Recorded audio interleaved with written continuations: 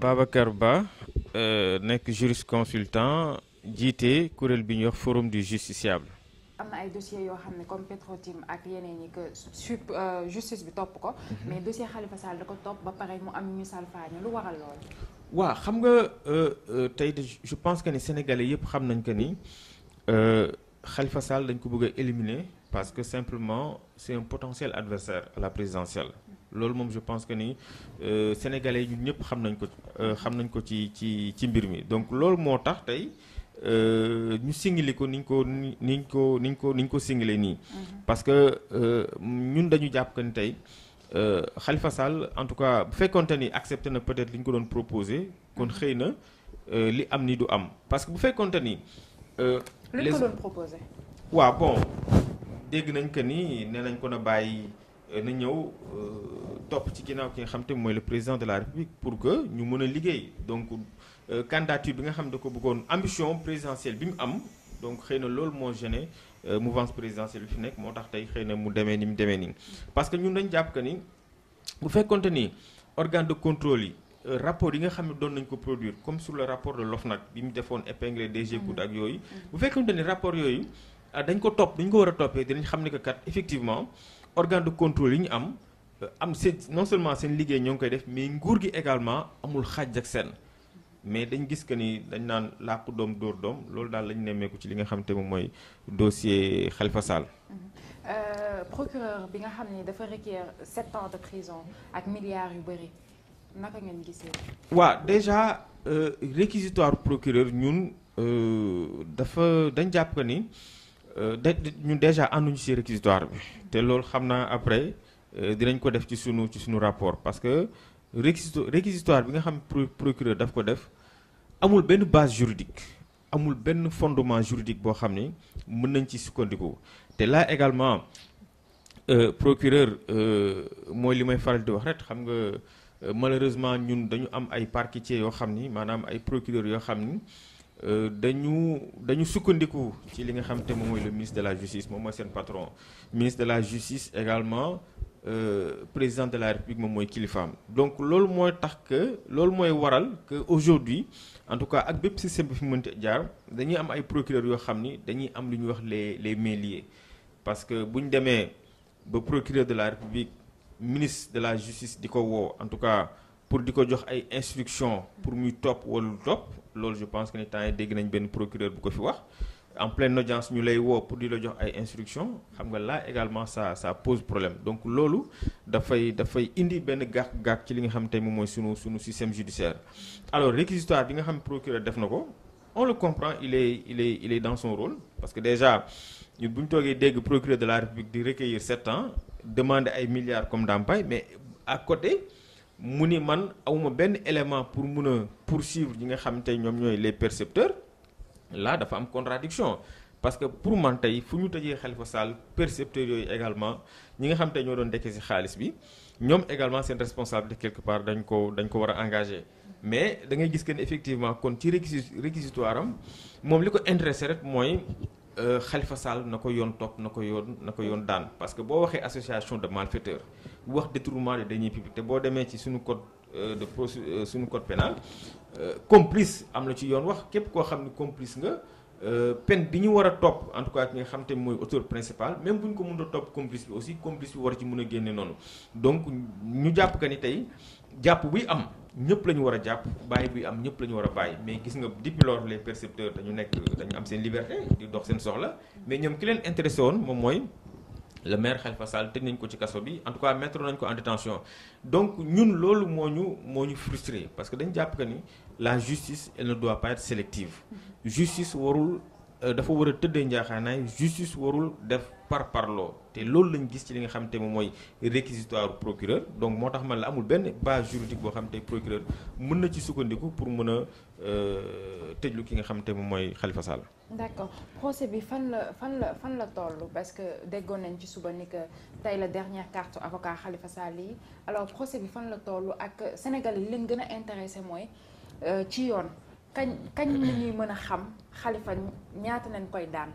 waaw xam nga déjà da nga posé question bu am solo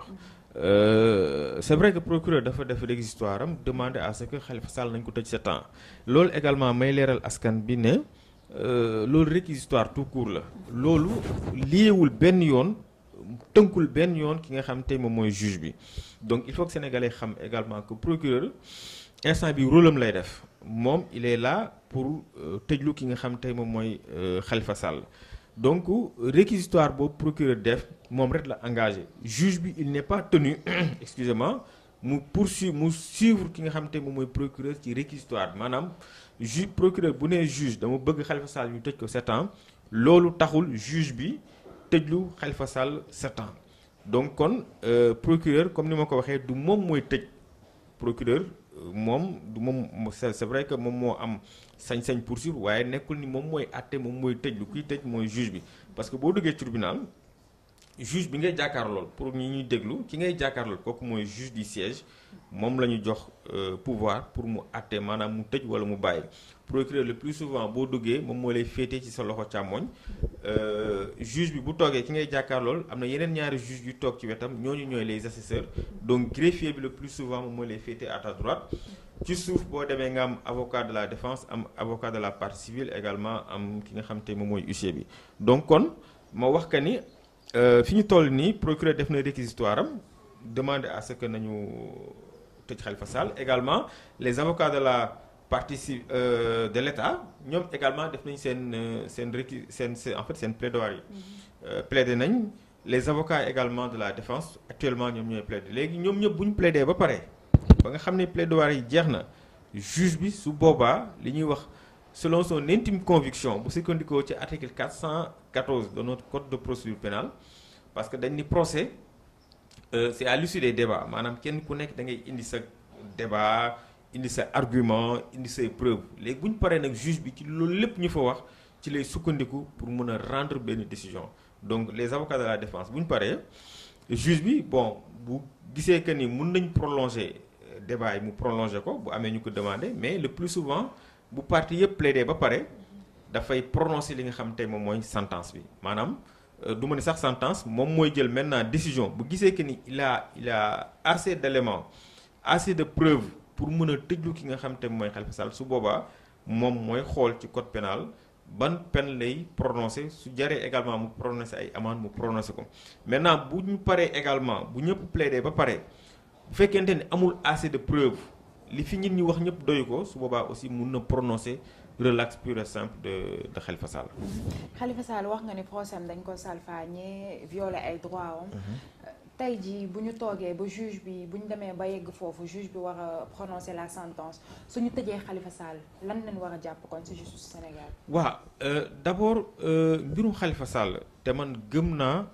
bokk naa si ñu gëm ni que dañ koy tëj loolu fi ma ko wax fi ma ko teg fu simple la parce que la justice sénégalaise dafa am problème mu indépendance c'est-à-dire que l'indépendance de la justice sénégalaise pose problème.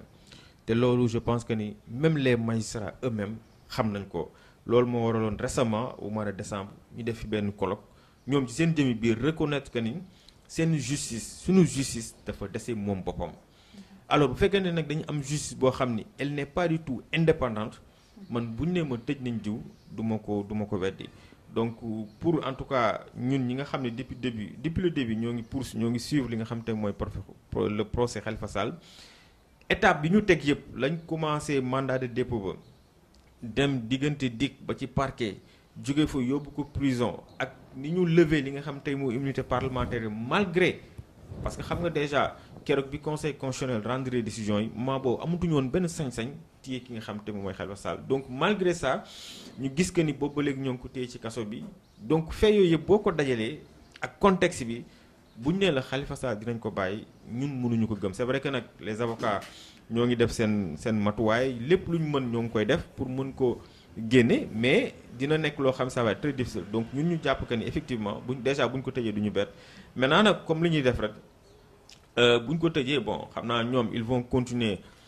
la procédure def appel bu ñu fa jógee dem Cour suprême pour ainsi de suite mais ñun je pense que ni li ñu waroon def ñoo ngi koy def te bu ñu paree comme ni ma ko waxee dinañ génne benn rapport boo xam ni dinañ ko jébbal en tout cas bépp représentant diplomatique bi fi nekk jébbal ko en tout cas les Nations Unies ak les organisations internationales pour wax ne leen que ni mbirum Khalifa Sall fii la commencé fii la jeexee rëq-rëq yi lañ ci nemmeeku lii moo nekkoon soubassement bi. d'accord après boo leen joxee rapport yooyu noonu lan lañ ci mën a xaar. waaw bu ñu joxee rapport yooyu dafay nekk histoire maanaam ci suñu taarixu réew que mën nañ ko sax yóbbu au niveau des bibliothèques universitaires donc c'est pas exclu wax nit ñi que ni en tout cas amoon na fi jamono am na benn maire boo xam ni benn député dañ defoon benn cabale judiciaire noonu laa ko mën a tuddee tëjoon ko te mu nekk en tout cas maire de la ville maire de capitale donc loolu dafay nekk histoire nit ñi dinañ ko mën a jàngat xam ni que kat mbir mi fii la commencé fii la dooree te également xam nga l'opinion internationale également elle est intéressée par ce procès donc nii sax am na si ñoo xam ne ñoo ngi ñuy contacter donc di xaar rapport bi léeg-léeg aussi ñoom